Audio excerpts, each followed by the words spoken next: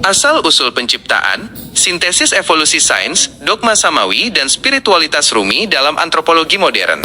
Kajian ini menelaah diskursus asal-usul penciptaan makhluk hidup melalui 3 sudut pandang utama, yakni teori evolusi biologis, teologi agama samawi, dan sufisme falsafi Jalaluddin Rumi, guna memetakan posisi manusia di tengah krisis ekologis era antroposen. Berdasarkan bukti taksonomi dan genetika, sains modern menegaskan bahwa seluruh makhluk hidup tidak diciptakan secara instan dalam wujud yang final, melainkan berbagi cetak biru blueprint struktural yang identik. Anatomi komparatif menunjukkan bahwa struktur tulang manusia, sayap kelelawar, dan sirip paus mencerminkan cetak biru dasar yang sama, menunjukkan adanya hubungan kekerabatan purba. Secara taksonomi, kelompok vertebrata, termasuk Homo sapiens, merupakan keturunan dari ikan purba bertulang belakang yang hidup sekitar 500 juta tahun lalu dalam lautan purba.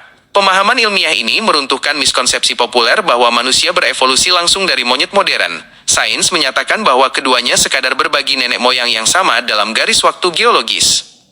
Melalui mekanisme seleksi alam yang dirumuskan oleh Charles Darwin dan Alfred Russel Wallace, evolusi tidak bergerak sebagai sebuah tangga linier menuju kesempurnaan seperti konsep hierarki statis Great Chain of Being atau skala naturae milik Aristoteles, melainkan sebagai pohon bercabang raksasa tempat manusia hanyalah salah satu daun muda di ujung rantingnya. Berbeda dengan gagasan Jean-Baptiste Lamarck yang keliru mengenai pewarisan sifat organ karena kebutuhan adaptasi instan, teori evolusi ilmiah modern didasarkan pada mutasi acak DNA saat pembelahan sel yang kemudian disaring secara ketat oleh kondisi lingkungan tanpa rencana besar atau tujuan akhir yang ditentukan sebelumnya.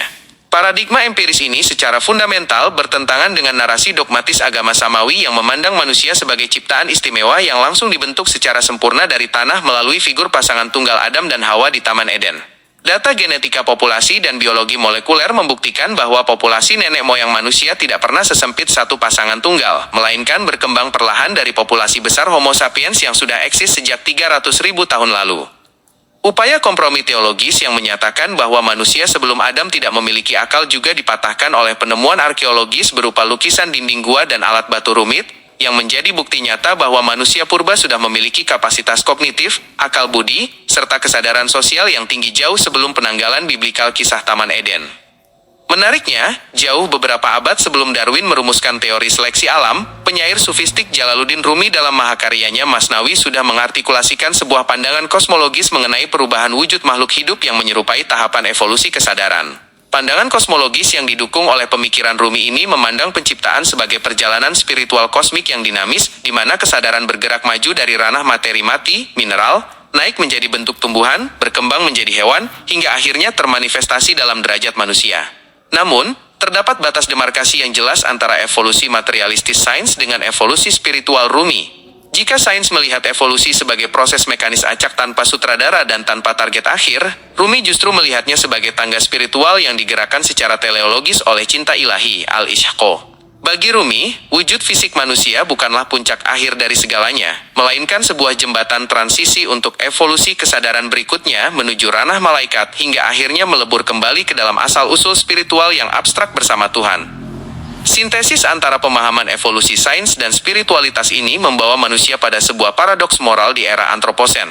Spesies Homo sapiens yang mengklaim dirinya paling berakal dan maju justru menjadi agen perusak utama bagi biosfer bumi. Berbeda dengan manusia purba yang mampu bertahan hidup puluhan ribu tahun dalam harmoni ekologis tanpa mengeksploitasi alam, peradaban modern yang didorong oleh keserakahan ekonomi dan teknologi justru melakukan deforestasi masif, pengeboran perut bumi, pemanasan atmosfer melalui karbon, serta pencemaran laut oleh limbah plastik. Kegagalan moral ini mencerminkan dominasi kecerdasan akal yang kering tanpa dibarengi oleh kebijaksanaan spiritual, sehingga spesies yang paling sukses beradaptasi ini justru menciptakan kondisi yang mengancam kepunahan massal rumahnya sendiri. Krisis eksistensial ini diperparah ketika struktur kekuasaan negara, seperti dalam konteks sosiopolitik Indonesia yang berlandaskan Pancasila, gagal memisahkan urusan privat keyakinan dari wilayah pemerintahan. Ketika negara terlalu mencampuri ranah domestik warganya melalui regulasi berorientasi keagamaan dan memaksakan kehendak mayoritas, hal itu justru mendederai keadilan publik dan mengaburkan esensi nalar jernih. Oleh karena itu, kajian ilmiah ini menyimpulkan bahwa untuk menyelamatkan feniks eksistensi manusia dari kepunahan ekologis di masa depan, manusia modern tidak hanya perlu menerima fakta ilmiah bahwa mereka adalah bagian dari pohon kehidupan universal, melainkan juga harus merekonstruksi kesadaran spiritual ekologis, seperti yang diilhami oleh Rumi, untuk mengubah keserakahan menjadi kebijaksanaan hidup bersama alam. oleh Majelis Dzikir Al-Mujahadah Tangerang, Banten.